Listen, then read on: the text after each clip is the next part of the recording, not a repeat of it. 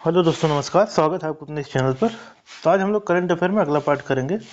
और जो ये करंट अफेयर है, आप आगामी एग्जाम जो भी हैं आपके UP high court, or UP police और रेलवे, सभी एग्जामों के लिए बहुत ज़्यादा यूजफुल है। चलिए बिना किसी देरी के हम लोग शुरू करेंगे। तो पहला क्वेश्चन रहेगा आज का हमारा। 13 जनवरी 2024 को डॉक्टर प्रभा अत्रे का निधन हुआ, वह थी। तो ये शास्त्रीय गायिका थी प्रभा अत्रे।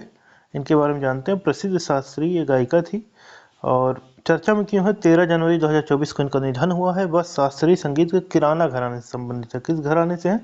किराना घराने से। और उन्हें वर्ष 2022 में पद्म विभूषण, वर्ष 2002 में पद्म भूषण और वर्ष 1990 में पद्म श्री से सम्मानित किया गया है। यानी इनको पद्म जो पुरस्कार हैं इनको मिले हैं।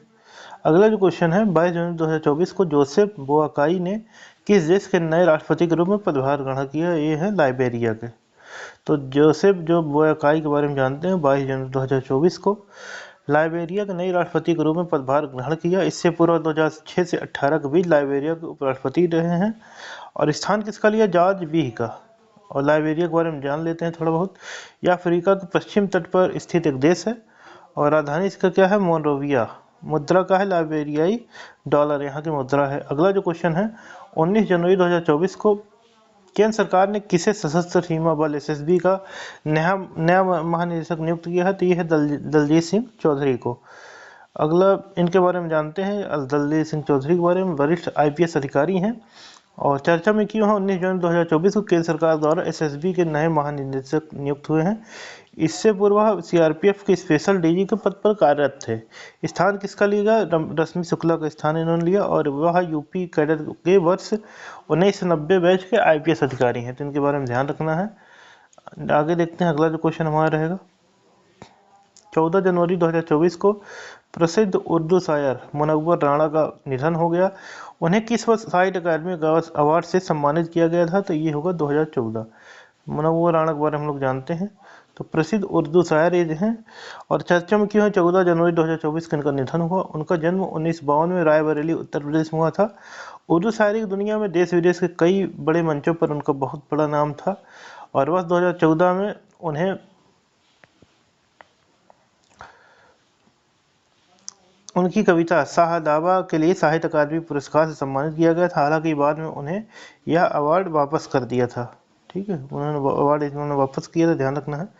अगला जो क्वेश्चन है, जनवरी 2024 में गैब्रियल एटल जो है किस देश के प्रधानमंत्री बने हैं? तो फ्रांस के प्रधानमंत्री बने हैं। तो इनको ध्यान रखना है, इंपॉर्टेंट है। 9 जनवरी 2024 को फ्रांस के प्रधानमंत्री के रूप में पदभार ग्रहण किया। वह फ्रांस के सबसे युवा प्रधानमंत्री बने। साथ ही वह फ्रांस के पहले समलैंगिक प्रधानमंत्री बने हैं। स्थान किसका लिया है? एलिजाबेथ बोने का। और वर्तमान जो राष्ट्रपति कौन है फ्रांस के? इमैनुअल मैक्रों हैं। अगला जो क्वेश्चन है, 9 जनवरी 2024 को उस्ताद राशिद खान का निधन हो गया। उनके बारे में विचार करना है कि कौन सा इसमें सही है। तो पहला जो पॉइंट है क्या है, वह एक प्रसिद्ध शास्त्रीय गायक थे। सही, बिल्कुल सही है। वह ग्वालियर घराने के गायक थे।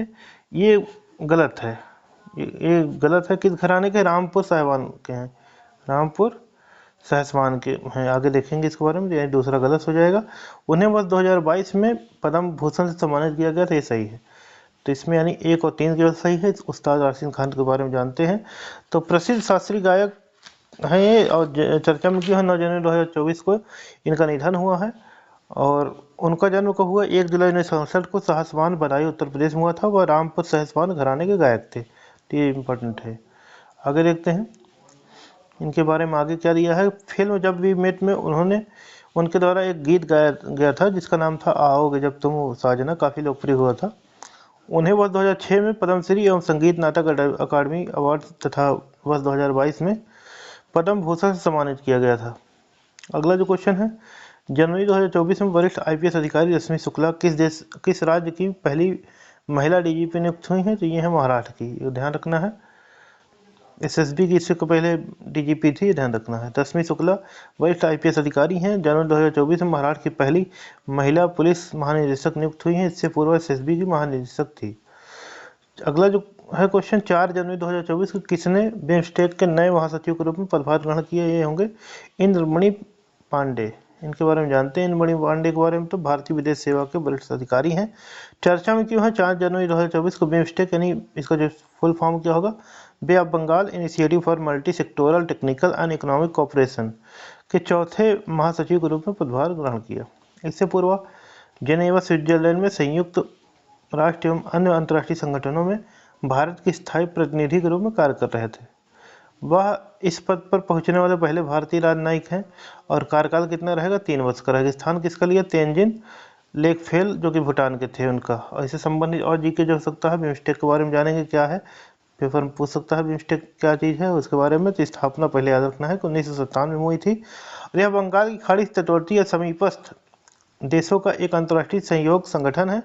इसके साथ सदस्य देशों में बांग्लादेश, भूटान, नेपाल, श्रीलंका, थाईलैंड, भारत और म्यांमार शामिल है। इसका जो सचिवालय है बांग्लादेश ढाका में है, ध्यान रखना। अगला जो क्वेश्चन हमारा रहेगा, दिसंबर 2023 में किसे राष्ट्रीय विधिक सेवा प्राधिकरण का नया कार्यकारी अध्यक्ष मनोनीत किया गया है, न्यायमूर्ति संजीव खन्ना को।